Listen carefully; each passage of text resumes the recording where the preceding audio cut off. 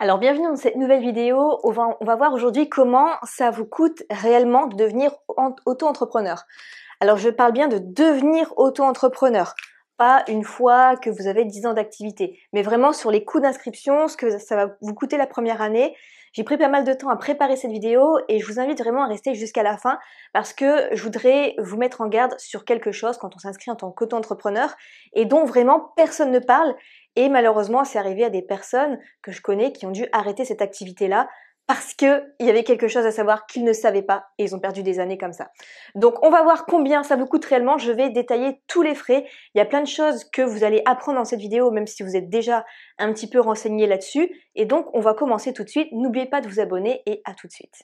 Alors ici, tout est à jour de début janvier 2023 quand vous regardez cette vidéo. À savoir que l'inscription, elle est majoritairement pour 99% des gens gratuite pour devenir auto-entrepreneur. Depuis 2023, désormais l'inscription se fait sur ce qu'on appelle un guichet unique. C'est-à-dire qu'avant, vous avez certaines catégories qui devaient s'inscrire plutôt à la chambre des métiers, plutôt à la chambre de commerce, plutôt au registre des métiers. Enfin, il y avait plein de registres différents et désormais tout le monde doit s'inscrire sur le guichet unique. Je vais vous montrer vite fait le site internet à quoi il ressemble pour s'inscrire. Alors c'est sur le site désormais de l'INPI, voici à quoi ça ressemble. Vous pouvez vous connecter directement avec France Connect, sinon vous créez un compte et c'est là-dessus que vous allez pouvoir vous créer votre statut d'auto-entrepreneur. Vous pouvez le modifier aussi, vous pouvez cesser votre activité. Donc désormais avec le guichet unique, eh bien vous vous inscrivez sur ce site unique et c'est le guichet unique ensuite qui va redistribuer votre dossier par exemple au RCS, à la chambre de commerce et d'industrie, enfin bref, vous n'avez pas à vous occuper de ça, vous vous inscrivez là-dessus et comme ça c'est beaucoup plus simple et c'est gratuit. Alors c'est gratuit pour tout le monde sauf une exception si vous êtes agent commercial. Un agent commercial, c'est une personne qui vend des produits au service d'une entreprise. Donc là, c'est un petit coût, mais pas énorme. Là, l'inscription vous coûtera 24,30 €. Donc ça reste assez raisonnable. Mais voilà, la grande majorité des personnes ne sont pas agents commerciaux et donc l'inscription est gratuite. Alors si ça vous paraît quand même compliqué de vous inscrire de manière facultative, alors c'est facultatif, vous pouvez être aidé par la CFE, donc le Centre de formalité des entreprises, pour qu'il vous aide et en moyenne, ça vous coûtera 60 € pour être suivi. Deuxièmement, l'ouverture d'un compte bancaire. Parce qu'il y en a beaucoup qui pensent que c'est obligatoire, mais ça ne l'est plus. Le compte bancaire, l'ouverture d'un compte bancaire, vous n'êtes pas obligé d'ouvrir un compte professionnel avec des frais. Il faut juste que ce soit un compte différent de votre compte courant, en fait. C'est tout. Pas besoin qu'il s'appelle le compte professionnel. Vous ouvrez un autre livret, un autre compte à côté pour juste que ce soit différent. Et ça, on pense que c'est obligatoire, mais ça ne l'est pas depuis 2019. Vous n'êtes pas obligé d'ouvrir un compte bancaire si vous faites moins de 10 000 € par an pendant 2 ans. Donc, ça exonère pas mal de personnes. Puis de toute façon, comme vous n'êtes pas obligé d'ouvrir un compte professionnel, finalement, ça peut vous coûter 0 € si vous décidez d'en ouvrir un à part de votre compte courant. Alors si vraiment vous voulez faire les choses bien pour vous, parce que vous aimez ça, sachez que ouvrir un compte bancaire pro, sinon ça peut vous coûter en moyenne 24 € par mois. Donc à vous de voir si vous voulez faire cette dépense ou pas, mais vous n'êtes pas obligé dans un premier temps et vous n'êtes pas obligé d'ouvrir un compte pro. Mais sinon, c'est en moyenne ce que ça peut vous coûter. Troisième point, c'est l'assurance professionnelle quand on est auto-entrepreneur. Pareil, là il y a beaucoup d'idées reçues, ce n'est pas obligatoire. Ça dépend vraiment des corps de métier. Ça peut être obligatoire par exemple plutôt dans le bâtiment, dans le sport, bien sûr dans tout ce qui est transport. Mais si vous exercez depuis chez vous, si c'est sur internet, ce n'est pas obligatoire. Quatrième point, les cotisations sociales. Donc c'est ce que vous devez à l'URSSAF. Sachez tout simplement que si vous faites 0 € de chiffre d'affaires, vous devez 0 € à l'URSSAF. Sinon, selon votre chiffre d'affaires, vous devez 12,3% de votre chiffre d'affaires si c'est de la vente de marchandises, 21,2% si c'est de la prestation de service et les activités libérales, et 21,1% pour toutes les autres prestations de service. Donc là-dessus, si vous avez un doute par rapport à si vous rentrez dans telle catégorie ou telle catégorie, vous envoyez un email aux impôts. Ils vont vous répondre. Par exemple, pour le marketing d'affiliation, c'est considéré comme de la prestation de service. Alors, quand vous payez vos cotisations sociales, toujours si vous faites 0 €, vous payez 0 €. Mais si vous faites du chiffre d'affaires, vous devez aussi payer une taxe pour la contribution à la formation professionnelle. Alors, c'est pas grand-chose. On est à 0,1% pour la vente de marchandises, 0,3% pour les prestations de services et 0,2% pour les autres prestations de services. Mais de toute façon, ça, c'est pas compliqué parce que au moment, en fait, d'inscrire votre chiffre d'affaires, toutes les taxes vont se déduire automatiquement et je vais vous montrer l'exemple vite fait après sur le site de l'URSSAF. Vous allez voir, c'est très simple. Mais en tout cas, vous avez une idée des chiffres de ce que vous devez par rapport à votre chiffre d'affaires. Alors nous voilà sur le site de l'URSSAF, vous avez à déclarer, ça prend vraiment 2 secondes parce que tout se fait automatiquement. Donc là, par exemple, pour janvier 2023, si c'est de la prestation de service, imaginons que vous avez fait 2500 € en prestation de service, vous le marquez dans la case qui correspond. Ensuite, vous cliquez sur suivant. Il va vous dire que ici, vous devez donc 21,10% pour votre catégorie en BNC, 528 €. En plus de ça, donc vous avez la formation commerce obligatoire à 0,10% qui se remplit automatiquement de 3 €. Et vous avez votre taxe TCI de prestation qui est de 0,04% de 1 €. Et donc du coup, le total se fait automatiquement qui dit de 532 €. Il n'y a plus qu'à valider ensuite et revalider avec votre mandat de compte bancaire. Et c'est fait. Vous voyez, ça prend 30 secondes. Tout se calcule vraiment automatiquement. Alors vous pouvez avoir aussi une aide qui s'appelle l'ACRE, qui vous permet en fait d'avoir une promo, une réduction de 50% la première année.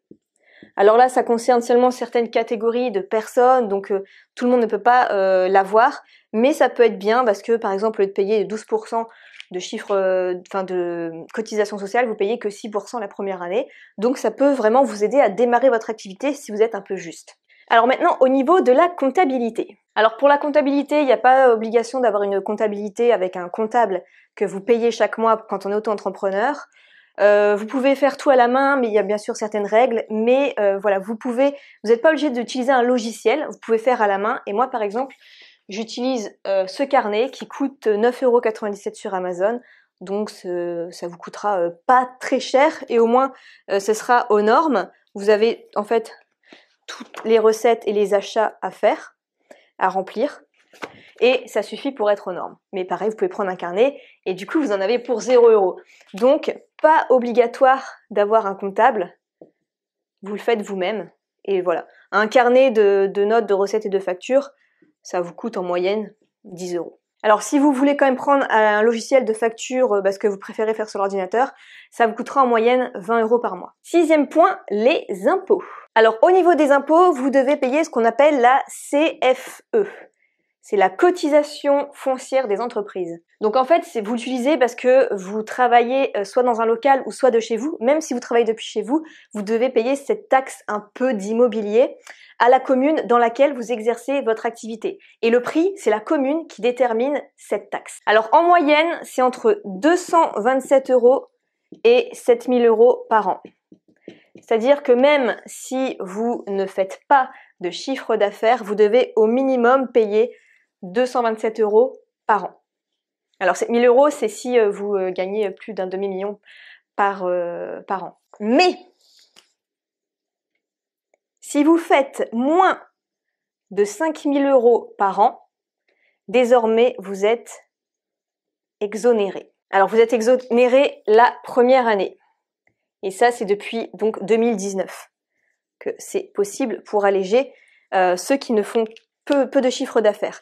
Alors, vous pouvez être exonéré la première année. Vous pouvez payer que 50% la deuxième année. Et par contre, pour tout le monde, c'est la totalité la troisième année. Même si vous faites toujours moins de 5000 € par an. Alors maintenant, concernant l'impôt sur le revenu.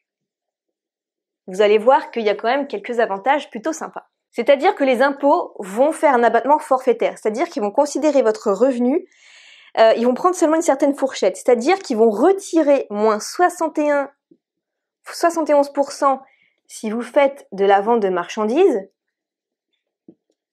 Ils vont retirer 50% si vous faites la prestation de service et 34% pour les autres prestations de service et activités libérales. Donc ça c'est sympa parce que si vous faites de la vente de marchandises, ils vont considérer, ils vont retirer moins 71% et il est possible que vous ne payiez pas d'impôt en fait parce que c'est intéressant pour de pas être taxé sur la totalité de notre chiffre d'affaires parce qu'on paye déjà les cotisations sociales à l'URSSAF. Alors après il y a ce qu'on appelle aussi l'option du versement libératoire qui permet en fait de ne pas payer tout d'un coup par an, mais en petite quantité. Mais ça, c'est quand même des options un peu plus compliquées à voir, mais on va laisser tomber pour ça, on va rester assez simple. Et 7e point concernant la TVA, un auto-entrepreneur ne paye pas de TVA jusqu'à un certain montant. Ce montant est quand même assez élevé, c'est 91 900 € si vous faites de la vente de marchandises et 36 800 € si vous faites de la prestation de service. Une fois que vous dépassez ce seuil, donc c'est bien par an, vous devez payer de la TVA. Mais en attendant, il n'y en a pas du tout à payer. Donc sur les factures, c'est beaucoup plus simple également. Alors là où je voulais vous attirer votre attention, comme je parlais au début de la vidéo, c'est attention à la retraite des auto-entrepreneurs. Parce que l'abattement forfaitaire qu'on a vu est sympa pour payer moins d'impôts. Par contre, il n'est pas du tout sympa parce que c'est le même calcul pour la retraite. Et donc, du coup, il prend un pourcentage seulement de votre revenu. Et si vous n'avez pas gagné assez, il ne va pas valider vos trimestres de retraite. Donc, ça, faites attention, vérifiez bien. Alors, je vous donne un exemple. Par exemple, vous êtes développeur web et vous gagnez 40 000 € par an. Bien, sachez qu'il faut avoir les chiffres suivants. Il faut faire au moins 20 740 € par an après abattement forfaitaire pour valider vos 4 trimestres pour la vente de marchandises. Il faut faire 12 030 € par an pour la prestation de services en BIC, bénéfices industriels commerciaux, et 9 675 € par an pour la prestation de services en BNC, bénéfices non commerciaux. Donc, alors pour notre développeur web, il y a un abattement forfaitaire de 34% parce que c'est autre prestation de service, lui. Donc on a vu que 71% d'abattement pour les ventes de marchandises, c'était 50% pour la prestation de service et 34% pour les autres prestations de service et activités libérales. Donc lui, il se situe avec 34% d'abattement forfaitaire. Donc sur ces 40 000 €, on retire moins 34%. Ce qui donne pour lui 26 400 €. Donc, les impôts considèrent qu'il a gagné que 26 400 €, enfin la retraite, considère qu'il a gagné que 26 400 €. Est-ce que c'est suffisant ou pas? Lui, il est dans la catégorie donc prestation de service BNC. Ouais, ça marche, ça match. Il a gagné plus de 9 675 €. Donc, il peut valider ces 4 trimestres. Mais faites attention parce que si vous faites de la vente de marchandises, un abattement forfaitaire de 71%, les impôts considèrent qu'il vous reste plus grand chose pour valider vos 4 trimestres, donc c'est très malin, c'est très vicieux de leur part. Pour ça, vous pouvez vérifier sur le site de la CIPAV par exemple, regardez vos droits à la retraite en tant qu'auto-entrepreneur et si vous avez validé vos droits à la retraite ou pas, parce que vous pouvez perdre des années comme ça. Alors on va prendre un exemple maintenant, on va résumer au bout d'1 an d'activité combien ça vous coûte d'être auto-entrepreneur et au bout de 3 ans d'activité combien ça vous coûte. Imaginons la première année, ça démarre timidement et vous avez fait 3 000 € dans l'année. Et au bout de 3 ans, vous êtes arrivé à 20 000 € par an. Voyons combien ça va vous coûter. Alors l'inscription, on a vu, c'est toujours 0 € pour vous. Imaginons vous êtes quelqu'un qui travaille sur Internet en prestation de service. Voilà, ça donne ça. Compte bancaire, vous restez toujours à 0 €. Ici, vous en avez pris un compte à part, mais ça reste toujours gratuit. Au niveau de l'assurance, vous travaillez chez vous, donc 0 €. Cotisation sociale, donc là, cotisation sociale, on est à 21,2%. Donc sur 3 000 €, vous devez 636 € et sur 20 000 €, 4 240 dans l'année. De la compta, la première année, 0 €. Au bout de 3 ans, vous avez acheté un livret, 10 €. La CFE, donc là, exonérée parce que c'est moins de 5 000 € la première année, donc vous ne devez rien. Par contre, au bout de 3 ans, eh bien, imaginons que vous devez en moyenne 500 € à votre commune. Les impôts, donc rien la première année, surtout avec l'abattement forfaitaire. Par contre, au bout de 3 ans avec 20 000 €, vous avez un abattement forfaitaire entre 50 et 71%. Vous avez 11% d'impôts et donc, en gros, d'après mes calculs, si vous gagnez, enfin, on va pas rentrer hyper dans le détail, mais en gros, ça reste dans la fourchette entre 10 777 € et 27 478 €. Donc, après abattement forfaitaire et 11% d'impôts, ça reste sous la fourchette et vous devez toujours 0 €. Ensuite, au niveau de la TVA, vous n'avez pas dépassé 0 €, 0 €. Donc, voilà ce que ça nous donne. Donc, le total, vous devez ici, en tout, donc juste 636 €. Ici, vous devez 4 750. Et donc, ce qui nous reste en net dans la poche, il vous reste 2 364 €. Et ici, il vous restera 15 250 €. Donc voilà pour cette vidéo, j'espère qu'elle vous aura aidé. Finalement, on peut s'en sortir avec 0 € totalement gratuitement quand on s'inscrit en tant qu'auto-entrepreneur. Donc ce n'est pas un frein, ce n'est pas si compliqué. Et si vous voulez devenir auto-entrepreneur en travaillant sur Internet avec des business en ligne, j'ai un livret PDF qui coûte 3 fois rien. Vous pouvez l'avoir et être totalement en règle sans vous prendre la tête avec des trucs à copier-coller. Ça vous prendra une demi-journée au maximum pour être en règle. Je vous mettrai le lien dans la description si ça vous intéresse, comme ça vous serez guidé. Je vous retrouve dans une prochaine vidéo, n'hésitez pas à mettre un pouce si cette vidéo vous a aidé et n'hésitez pas à me dire si vous avez des questions en commentaire. Je vous souhaite plein de succès dans votre auto-entreprise et à la prochaine.